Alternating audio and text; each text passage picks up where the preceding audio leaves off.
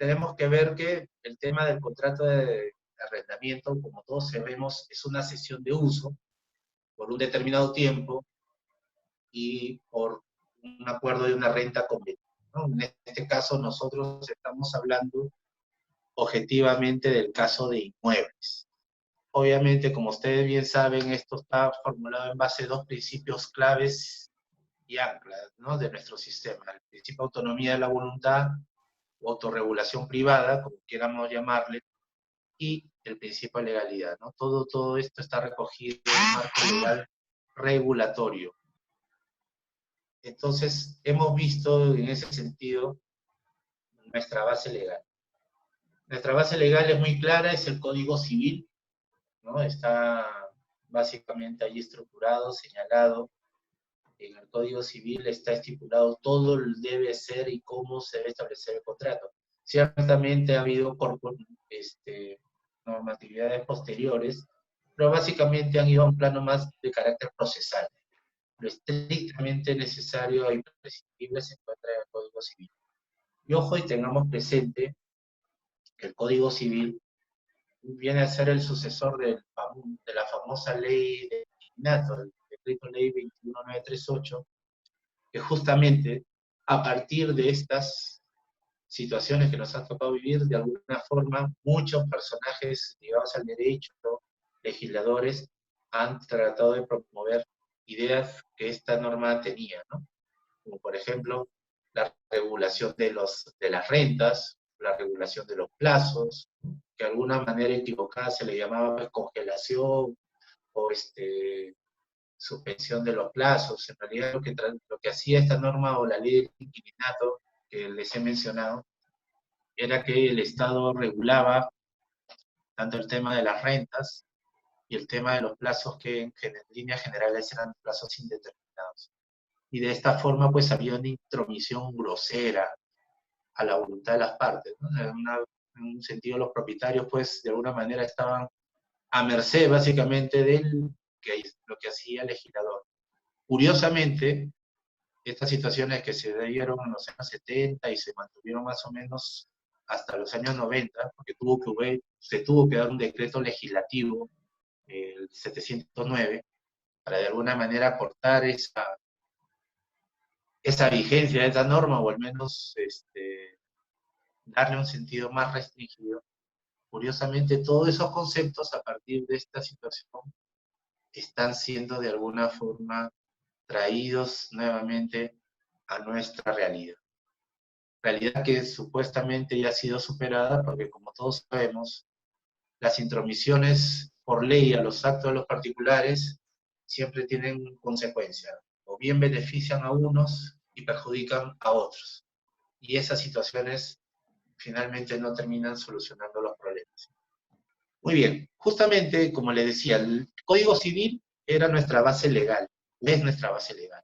Y básicamente en su contenido contractual no ha tenido mayores injerencias y mayores modificaciones, es decir, las reglas establecidas ya vienen dadas, como ya le habíamos precisado al comienzo, los elementos esenciales, las partes, el bien, la renta convenida, el plazo, y definitivamente estamos hablando de que tenemos que cumplir los dos principios fuertes, que son la legalidad y la autonomía de la voluntad. No obstante ello, y era notorio y evidente que estamos frente a una realidad que generaba mucho conflicto, altos índices de incumplimiento de contratos y la vieja receta que se escuchaba siempre en el sentido de decirnos que habían tratamientos injustos, aprovechamientos irracionales y abusivos por parte de arrendatarios que no asumían sus obligaciones o que se quedaban bastante tiempo sin pagar sus rentas. Frente a ese escenario, tuvimos dos normas legales. La primera es la que conocemos como el allanamiento futuro, que en cierto modo yo recuerdo en sus inicios al menos, generó mucha expectativa, porque se asumió como una norma que iba a producir una gestión procesal mucho más acelerada. Entonces, como no tenemos un remedio funcionando, surge entonces lo del desalojo rápido. una figura que ya desde el inicio ya me da cierta controversia. Pero a la luz de cómo se diseñó la norma, cómo viene dada, pues no tiene mucho un factor decisivo, es decir, ser intervenido un notario para que este notario haga al final de una suerte de mediador o certifique los incumplimientos y traiga con eso que el contrato de arrendamiento, que puede ser un contrato llevado por particulares y en una esfera privada, tenga que ir a registro público, una serie de sucesivos eventos y diligencias, que al final, viendo toda esta problemática, uno puede terminar con una sola conclusión, que puede ser que con el tiempo siga el ejemplo de la ley 30.201, es decir, convirtiéndose en una norma simbólica. Entonces, resumamos un poquito. Ciertamente, y hay que ver un poco todo lo bueno y todo lo positivo dentro de lo que implica estos marcos regulatorios complementarios, como decía yo, es que en el caso del allanamiento futuro se generó una cultura de la firma legalizada, ¿no? Es decir, ya hubo un interés particular, bueno, obviamente más de los propietarios, en ir a una notaría y hacer su contrato con firma legal. Eso, digamos, sí debemos reconocer esa norma, porque de alguna manera promovió esa idea, ese sentimiento de que el propietario yendo a su notaría y legalizando su firma estaba más protegido. Entonces, haciendo un breve recuento, ahí Conejito nos está diciendo con signo de interrogación, porque estamos en un tema de incertidumbre, el sistema legal está en crisis. Y ojo, no está en crisis de ahora, es como todo, no estoy descubriendo en realidad nada nuevo, y más bien estoy afirmando aquella vieja definición de nuestra realidad, pues, de que todo en nuestro país o funciona mal o simplemente no funciona. Pero claro, no vamos a entrar tampoco en una idea de disminuir nuestra realidad, más bien tenemos que ponderarnos, tenemos que buscar alternativas y opciones, y en eso estamos. Pero no es menos importante describir cómo es nuestra realidad. Si estamos en crisis, y esta crisis está siendo muy golpeada, muy puesta en evidencia con la actual coyuntura, hay que conocer, pues, cuáles son los factores más importantes. Evidentemente tenemos una crisis porque nuestro sistema no da respuesta.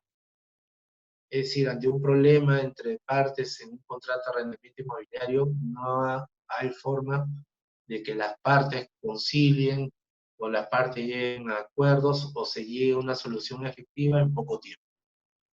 Ni los centros de conciliación, ni los centros de arbitraje, ni siquiera las instituciones privadas llegan a tener en ese sentido una, una medida o una solución rápida, expeditiva.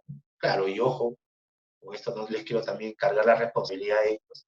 Ellos son parte de un sistema en el que hemos estado acostumbrados al litigio, en el que hemos estado acostumbrados a siempre la confrontación. Entonces, es muy duro dejar ciertos esquemas en ese sentido. Muy bien. Estamos entonces en esta situación compleja, delicada, complicada. Bueno, ya no quiero añadir más adjetivos. Cada uno desde su punto de vista, desde su posición, entiende y asume cuál es la postura o la mejor posición en la que se puede encontrar. La declaratoria de emergencia nos ha dado como tema el aislamiento social obligatorio. Y eso, en la práctica, ha significado que muchas personas no podamos trabajar y, evidentemente, al no poder trabajar, no podemos generar ingresos y, obviamente, cumplir con nuestras obligaciones económicas. Sería un error ponernos siempre del lado de parte del arrendatario, como muy populistamente algunas personas hacen, porque entendamos que los propietarios generalmente se sostienen, en algunos casos, de lo que les produce la renta. O sea, no, por eso decía hace un momento, no puedo yo beneficiar a un grupo perjudicando a otro grupo. Eso es importante. Entonces, es cierto, nadie había previsto esto del caso fortuito, la fuerza mayor, es una situación que supera, más está previsto en nuestro Código Civil en el artículo 1315 y es bastante claro. Es una situación que supera, es decir, ya escapa de la responsabilidad de las partes, ya de alguna manera cada uno ve cuál es, cómo encuentra una solución y un remedio efectivo a esta situación. Nuestro sistema legal no era, ni siquiera para decirlo en los correctos, satisfactorio. No, para decirlo en términos amables, no era satisfactorio, teníamos problemas, teníamos muchos cuestionamientos, y era por eso que promovíamos figuras extrañas, ajenas. El ayuntamiento, que era un concepto procesal, lo metíamos a un contrato. El notario, que es por naturaleza debe ser imparcial, lo metemos a dirimir un contrato entre las partes. Entonces al final genera pues connotaciones o desnaturalizaciones a las figuras o los conceptos legales. Entonces, a partir de eso es que yo me permitió, y ojo, no estoy promoviendo una norma nueva, o no se está queriendo impulsar un proyecto legislativo, ni estamos diciendo que las propuestas o lo que se está dando sean incorrectas, tampoco no queremos decir eso. Sí hacemos una crítica en el propósito más sano de ser propositivos en realidad. ¿Qué es lo que proponemos? Volver a lo esencial, a la cultura y la a lo que siempre se conocía pues, como la palabra empeñada. Estamos hablando de esos contratos con un propósito de reciprocidad, de complementariedad, de cumplimiento, de ponderación, de equidad. Entonces, mientras más contratos tenga, mayor bienestar, aseguro un mayor bienestar. Y esa es justamente la regla que normalmente nos hemos olvidado. Porque bien, a veces he visto en la práctica que muchas veces se firmaban contratos ya y la gente estaba con el ánimo ya de pelear. O firmaban contratos o se hacían poner penalidades altísimas porque sabía que la otra parte iba a incumplir. O sea, ya había una lógica, una predisposición al litigio, a la falla, y eso es lo que nosotros postulamos, y ese es el reto, en realidad, que nosotros estamos proponiendo ahora, de que nos olvidemos un poco del litigio, es cierto, tenemos el expertise, sabemos, conocemos de procedimientos, como a veces decían los abogados antiguos, sobre todo, y mientras el proceso es más largo, es mucho mejor, asegura más honorarios, te da a ti posibilidad de extender en el tiempo tus fuentes económicas. Pero ya no dimos cuenta, o ya no damos, o ya no se, volvemos a pensar que ir a un juzgado, por ejemplo, ya no va a ser salubre, o no va a ser saludable. Porque ahorita si voy a un juzgado, donde normalmente todos sabemos hay cientos o miles de personas, voy a estar siguiendo una serie de protocolos sanitarios, incómodos, teniendo que tener a la persona a 1 metro, 2 metros de distancia. Claro, ahora todo el mundo dice la tecnología, y es cierto, hay que hablar también de la tecnología. Nos tenemos que papar de la tecnología. Claro, todo pasa porque exista una voluntad de las partes y que se entiende y se asuma de que este acuerdo no es un acuerdo pues frívolo, ¿no? Del momento, mira, hagamos un acuerdo y yo te pago y al final no te pago y si te pago cuando puedo, no. Este es es un acuerdo serio. La transacción no es de palabra, porque no puede ser de palabra. La ley dice tiene que ser por escrito, es decir, no puede ser formal, tiene que haber un escrito y tiene que tener la voluntad de ambas partes, como le decía hace un momento, no que se imponga una de ellas, sino que se llegue a un punto medio, es decir, que ambas lleguen a, a ese punto de inflexión para que toda la situación pueda ser positiva. Quería concluir con 2 ideas que me parecen sustanciales, a partir de todo lo que hemos conversado. Para mí el derecho cumple una función organizacional.